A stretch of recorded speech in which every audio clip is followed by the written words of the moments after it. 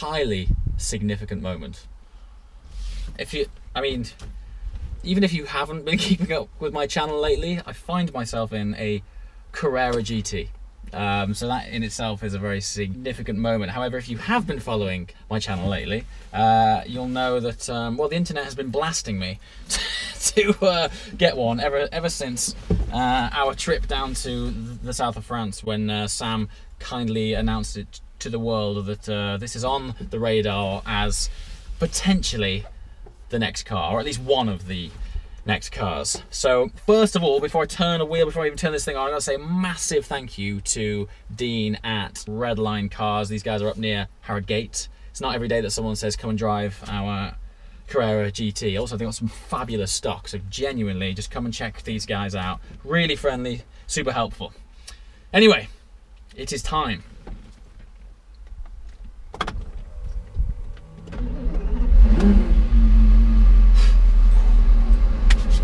Right, this is pure.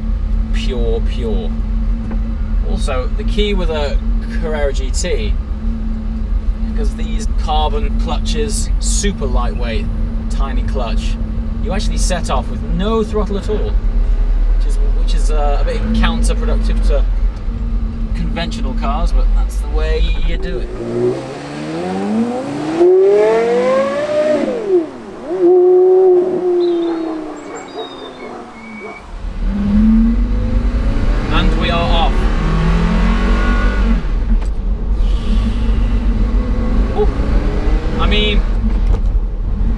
I'm not going to be on the ball straight away because I'm in a Carrera GT. What on earth? Straight away, what's going through my mind right now is the legend that precedes this car is both incredibly special but also pretty notorious too.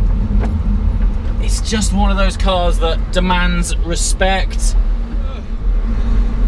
So yesterday, all I could do was look at the weather to see how it might turn out for this drive, because of course, one of the fantastic features of the Carrera GT is that it is also a Targa. You can take the roof off. I turned up to Redline, I was like, Dean, let's take the roof off before we even get going. Right now you guys also know that I'm on the hunt for a convertible of sorts. It might be that this thing just doubles as it. I always find that when you take the roof off a car, it gives you that next level connection with not only the car, but your surroundings and the sounds, the nature, the smells.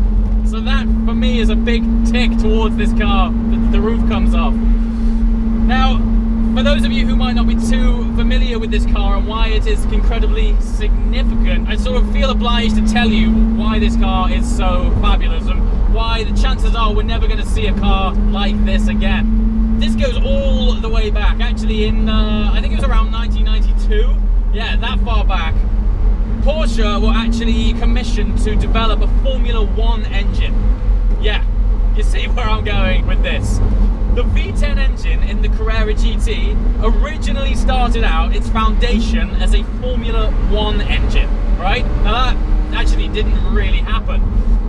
Very soon after, Porsche were entering Le Mans, and they then took the foundation back off the shelf and developed this glorious V10 engine. They were going to put it in the LMP1 prototype Le Mans car.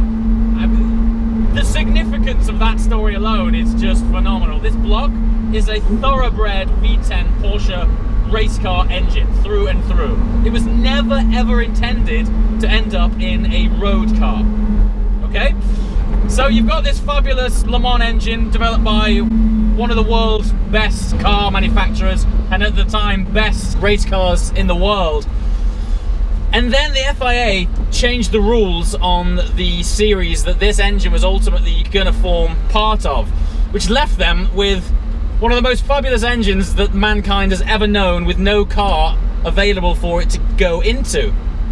So what did Porsche do? They thought, I tell you what, why don't we take this engine that was going to be in the Le Mans car, let's put it in a car that will sell to the public.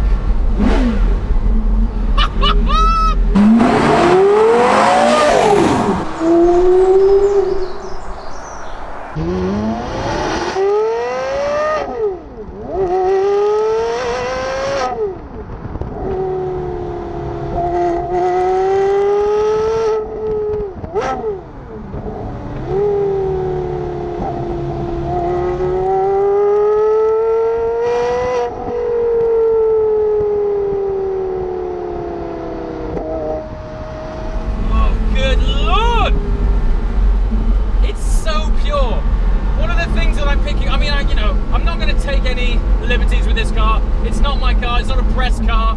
This is dealership stock. Someone has very kindly trusted me with the keys. I don't need to go over the notorious stories of this car, but let's just say people don't always come out in the best of conditions when these things decide to bite back. So today, I'm going to respect it, take my time, and just listen to this engine without, well, thrashing it too much. The immediate thing with this is just how light this car is. It's so pointy and direct.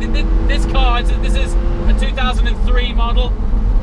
They built these cars from 2002 all up to about 2006. They made around 1,300 cars. This one is car number 282. You've got the moniker right there in front of you. But just, it's effortless waft. It's so light. Wow. Sorry for the noise. So this is a full carbon tub.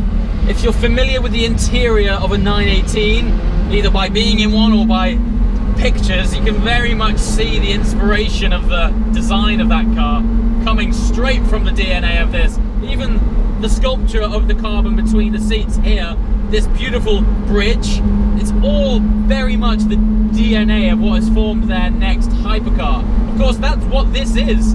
I think when this car launched, the hypercar bracket didn't really exist. It wasn't a thing. But now we've got the likes of Ferraris, 918s, P1s. The access to performance these days is frankly ludicrous. When this launched, this was very much the hypercar of its day. It launched at a very similar time to the Ferrari Enzo. What I'm about to say is probably quite a controversial statement, but I'd go for one of these over an Enzo every single day. The main reason behind that is the gearbox. It's Porsche are renowned for being one of the most fabulous manufacturers of gearboxes, particularly the way that they implement them and integrate them into cars. This gearbox is nigh on 14 years old. It's mated to a V10 Le Mans engine, was sat in a carbon fiber tub with the roof off, and I can practice heel and toe in one of the most glorious creations to come out of Germany. Just listen to that. Out of this planet. Listen to this. The flywheel on this must be so small. As soon as you depress the clutch, the revs fall off. They just drop off. But that's exactly what this thing is about. It's all about being the driver. And don't get me wrong, I mean, I love today's modern twin clutch technology.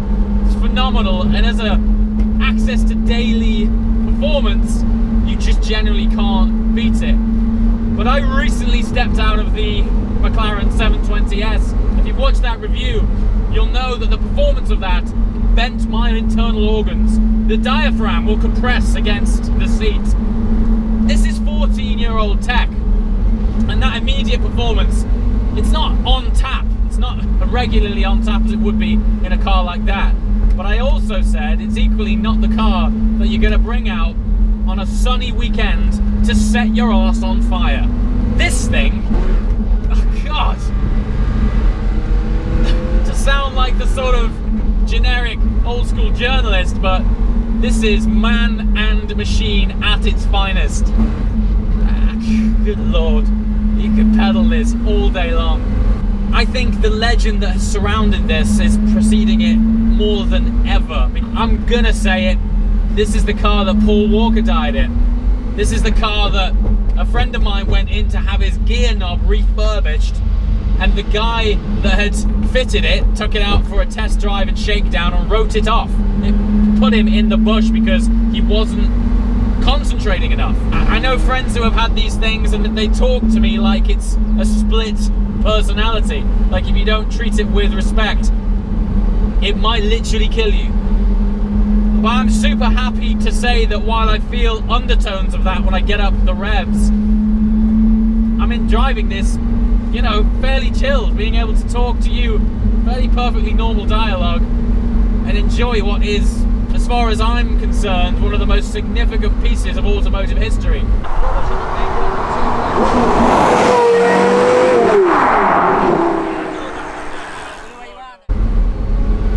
It's cute, it's graceful, the way it picks up. So this car, while it is light by sort of, certainly modern day standards, it's around about 1,400 kilograms. I think that's wet weight, forgive me if I'm wrong, but it's around 1,400 kilograms. So not ultra light, but you've got to remember it's packing a pretty substantial V10 engine back there. It feels much lighter. It disguises its weight incredibly well. Funnily enough, very similar to the 918. You drive one of those, which is a good 400 kilograms heavier than this because of all of its fancy tech and hybrid, etc. But you're in this and there's no play in the steering wheel at all. It's ultra immediate. There was an article going around saying that vinyl sales had been at their peak sales since the 60s. So much so that vinyl sales had outsold digital downloads in the UK. And when I read that, I thought, absolute rubbish. It's complete rubbish. But of course, it wasn't rubbish. It did the rounds, and sure enough, factually, vinyl sales outstripped digital download sales in the UK at the beginning of January 2017. And that's what's happening here. People want the character. They don't care that they can't carry 100,000 songs in their pocket. There's no supplement for emotion. Do not underestimate the importance of sound when it comes to the emotional connection that you have with a car. Now, the next level of that is, of course, the manual gearbox.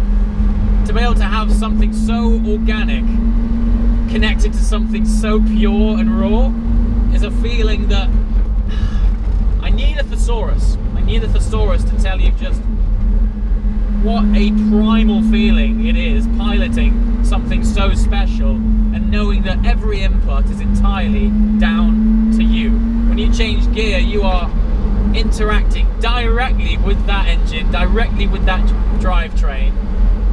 And the way that Porsche engineered this car, they fettled a race car for the road. There's no other way of saying it. It is just one of the most glorious experiences.